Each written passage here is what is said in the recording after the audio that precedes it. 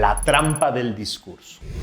Era el hombre del pueblo, que no quería lujos ni riquezas, que despreciaba el privilegio. Sencillo y simplón.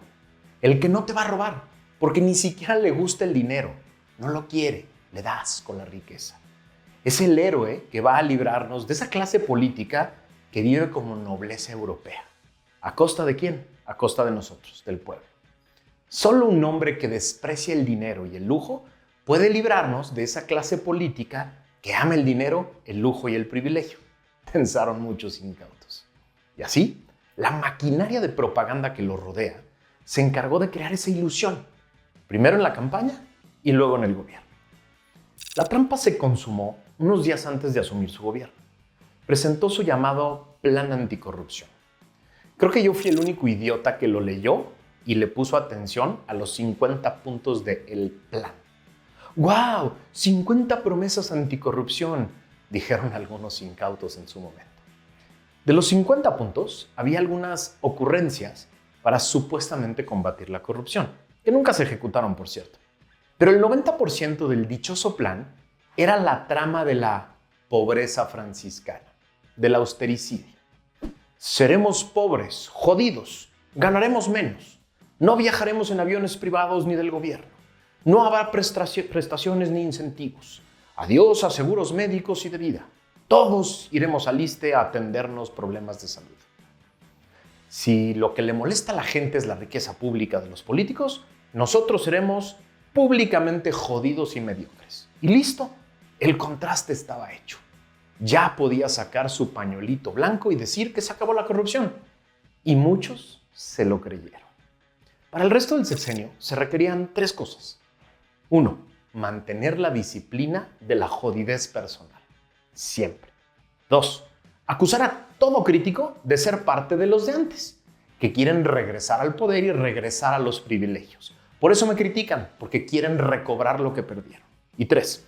Proteger a todo miembro de la secta que sea leal, se quede callado y mantenga la disciplina, a pesar de ser sorprendidos en grotescos casos de corrupción. ¿Por qué? Porque él sabe perfectamente que con uno que deje caer, el terror en la secta se va a propagar y el caos será incontenible. Hasta hoy, ha logrado mantener estas 3 estrategias, con un cinismo que ya raya en la locura. Los casos impunes de corrupción en el obradorato. Los primeros casos llegaron muy rápido. A 3 cercanos e incondicionales los sorprendieron con muchas más propiedades inmuebles de las que habían declarado. Bartlett, director de la CFE, Olguita, la secretaria de Gobernación, e Irmita Sandoval resultaron ser afortunados caciques inmobiliarios que nunca pudieron explicar el origen de tanta abundancia que no declararon. Vino la pandemia y se disparó el escándalo de los hijos de Bartlett y otros personajes cercanos a la regenta que aprovecharon la pandemia para hacerse ricos. Después, las vacunas y el desabasto de medicina. 2 monstruos de corrupción multimillonaria que aún no truenan, pero un día van a tronar y va a haber muchos damnificados. Hasta que llegaron los videos de 2 hermanos diferentes de López recibiendo sobres llenos de cash y confesando que eran para quien ocupa la presidencia. Sí. Lo negó de nuevo y su amigo Gertz se encargó de empantanar también estas investigaciones para que nunca supiéramos la verdad. Surgieron después escándalos de corrupción en una de sus obras consentidas, en Dos Bocas.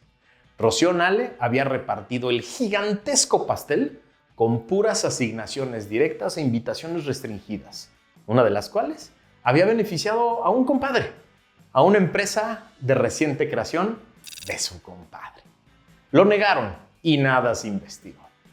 Luego, la Casa de Houston. Misil por debajo de la línea de flotación porque ya no había cómo decir que eran los otros. Uno de sus hijos vivía como rey en una casa de la empresa a la que mejor le ha ido en Pemex en todo este sexenio, en términos de contratos y de pagos. Resulta que Andy, el otro hijo, el operador político de López y el junior consentido, es también una fuente de riqueza para sus amigos. ¿Cómo?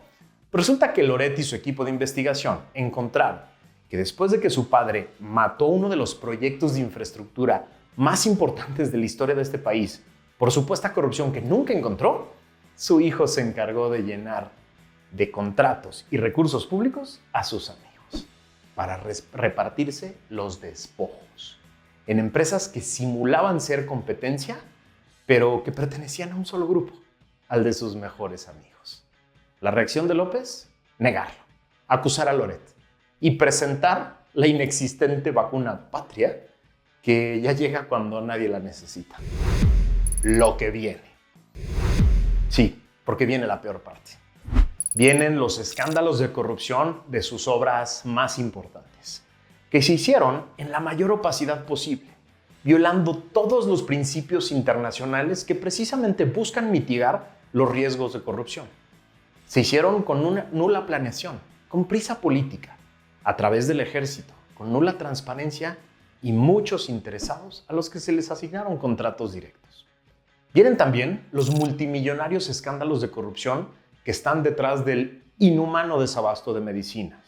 ¿O tú crees que solo fue por pura negligencia e incapacidad el desabasto? No, hay temas gravísimos detrás.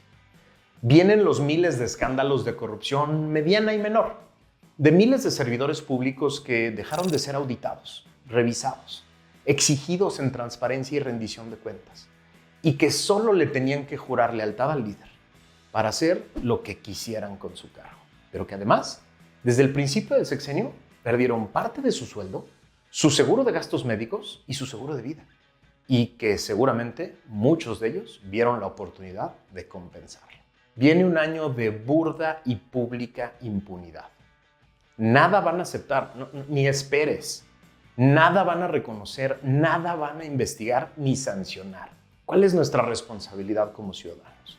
Te propongo 5 cosas que debemos hacer de aquí hasta la elección y después. 1. Difundir toda investigación seria sobre actos de corrupción de este gobierno. 2.